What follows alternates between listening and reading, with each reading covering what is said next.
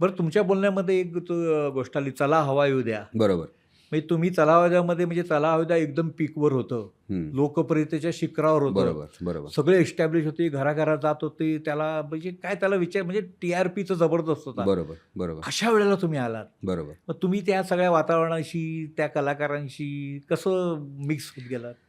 म्हणजे की मी तर ऑब्व्हियसली फॅनच होतो चला हवा द्याचा. मी ते चला हवा द्यामध्ये जॉइन होण्याअगोदर 2दा त्याच सेटवर गेलो होतो आणि डॉक्टर निलेश साबळे खूप चांगला माणूस आणि खूप प्रचंड हुशार. म्हणजे तशी बुद्धी खूप लोकांकडे नसते. हां. इतका प्रचंड हुशार. तर त्याने खूप कम्फर्टेबल केलं पहिली गोष्ट. पहिल्यांदा कार्यदुरावाच्या वेळेस गेल्यानंतर. दुसऱ्यांदा तुला पाथरीच्या वेळेस गेल्यानंतर आणि नंतर त्यांच्या डोक्यात असं आलं की आपण ह्या झीच्या सगळ्या ॲक्टर लोकांना बोलून एक कॉम्पिटिशन करूया सेलिब्रिटी पॅटर्न नावाची. हां. आणि मग मी तिथे गेलो होतो. तिथं ऑलरेडी सागर माझा मित्र होता, भारतदादा माझा मित्र होता, योगेशला मी ओळखत होतो अगोदर आणि भाऊ कुशल तिथे गेल्यानंतर मित्र झाले. श्रेयाला मी आधी म्हणजे भेटलो होतो, पण तिथे गेल्यानंतर अजून जास्त मैत्री झाली. हां. आता ही जी 5-6 जण होते आणि ते इतके भन्नाट होते इनकॉर्पोरेट करायला किंवा काही गोष्टी सांगायला. कारण मी आधी सांगितलं होतं की माझा म्हणजे भीतीपोटी बी नाही, पण माझा असा काही कॉमेडी जॉनर नाही. मी स्टेजवर प्रॅक्टिस करून करतो कॉमेडी. टायमिंगसुद्धा प्रॅक्टिस करून आणतो. तर ते आपल्याला जमणार नाही. ते म्हटले, "तुम्ही ते अजिबात टेन्शन घेऊ नका.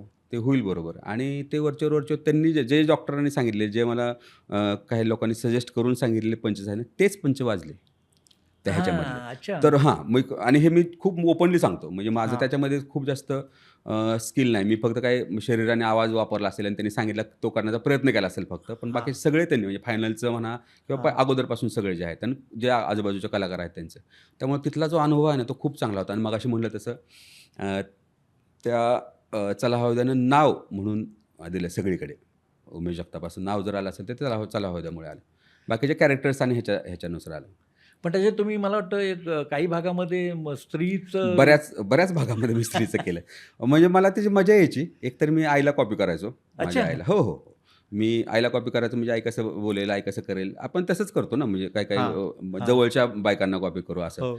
तर ते एक मी केलं आणि डॉक्टरचं त्याच्यामध्ये खूप ते खूप चांगलं सांगायचे आणि हे करायचे. हां. तर ते होतं. नंतर काही-काही लोकांना काही-काही कलाकारांनी एकतर कॉन्ट्राडिक्टरी असं होतं, की तुला पाथऱ्याचा रोल आणि ह्याचा रोल आणि दोन्ही सायमल्टेनियसली चालू आहेत मध्ये. बाईचं काम करणं आणि हे कळलं. तर हां. त्यामुळे तर काही लोकांना ॲक्टर म्हणून मजा वाटायची. काही लोकांना वाटायचं नाही तुम्ही नाही शोभत. तुम्ही कशाला करता बाईची अच्छा. कामं? हां.